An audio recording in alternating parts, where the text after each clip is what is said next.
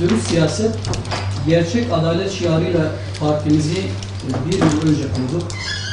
Elhamdülillah kısa sürede halkımızın teveccühüyle kurduğumuz partimizin 48 ilde teşkilatlanmasını tamamladık. Yine halkımızın talebi doğrultusunda halkımızı gerçek manada temsil edebilmek için 2014 yerel seçimlerine katılıyoruz. Dürüst belediyecilik, gerçek hizmet düsturuyla halkımızın hizmetine talibiz.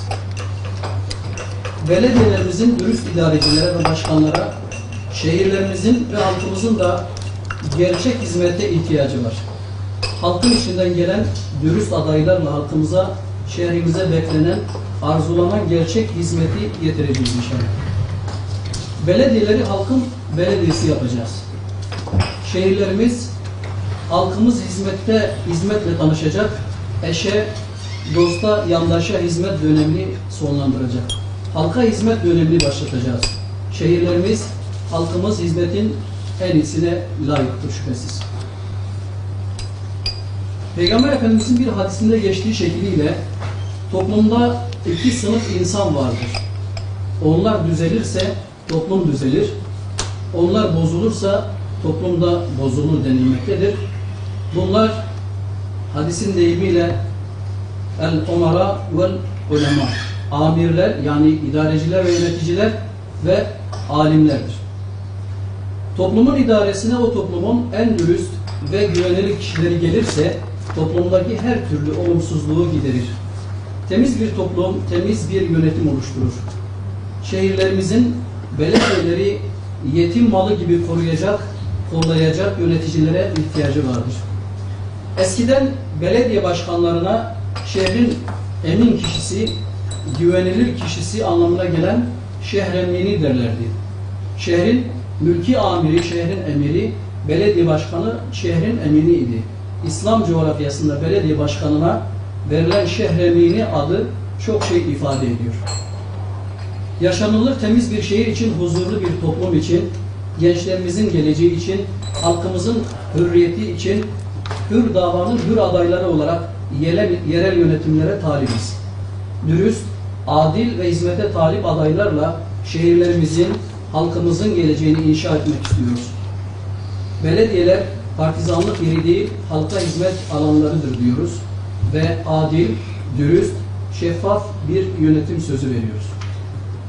Belediyeler halkın belediyesi olacak, belediye başkanları ise hakkın rızasını kazanmak için halka hizmet eden kişiler olacaklardır. Şu an halkın ihtiyaç ve taleplerini bilen, dinini de dilini de savunacak bir yönetime ihtiyaç vardır. Bu da ancak Hüdapar'ın iktidarıyla mümkün olacaktır.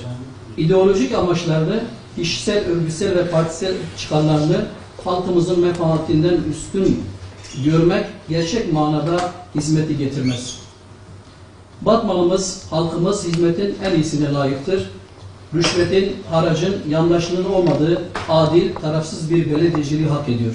Adaylarımız halkın içinden çıkan sivil toplum kuruluşlarında halka hizmet etmiş, sorunlarını, sıkıntılarını, taleplerini iyi bilen kişilerdir.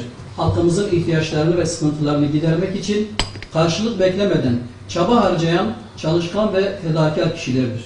Geleceğimiz olan çocuklarımızı, gençlerimizi her türlü kötü alışkanlıklardan, sapkınlıklardan korumak için çabalayan kişilerdir. Adaylarımızın tamamı yerlidir. Başka partiden veya şehirden ithal edilmemişlerdir. Batman'ın bağrından çıkmış, halk ile aynı duyguları ve inançları paylaşan, aynı dili konuşan, aynı havayı soluyan adaylarla hizmete talibiz. Bizim açımızdan dürüstlük çok önemlidir. Halkın emanet ettiği hazinenin başında dürüst ve güvenilir kişilerin olması lazımdır. Nasıl ki Hazreti Yusuf zindandan çıkarken hazinenin idaresinin başına geçmeye talip olduysa, ben halkın malını iyi korurum dediyse biz de onu diyoruz. Halkımıza hak ettiği hizmeti sunabilmek için belediyelerin yönetimine talibiz. Çalışkan ve fedakar kişilerdir. Geleceğimiz olan çocuklarımızı, gençlerimizi her türlü kötü alışkanlıklardan, sapkınlıklardan korumak için çabalayan kişilerdir. Genel olarak varsa şayet belediyelerin kasasına, havuzuna bağlanan hortumları kesecek, muslukları kapatacağız. Halkın malının eşe, dosta, yandaşa peşkeş çekilmesine mani olacağız. Belediyenin gelirler havuzundaki tüm kaçakları destekleyecek toplanan gelirleri halkın refahını, hizmetin kalitesini artırmak için kullanacağız. Halkımızın yaşam kalitesini artırmak ve şehrimizin yaşanabilir bir şehir olması için toplumun her katmanına eşit ve adil hizmet götürmek için kısa, orta ve uzun vadeli makul ve uygulanabilir projelerimizi zamanı gelince halkımızla paylaşacağız inşallah. Teşekkür ederim. Evet.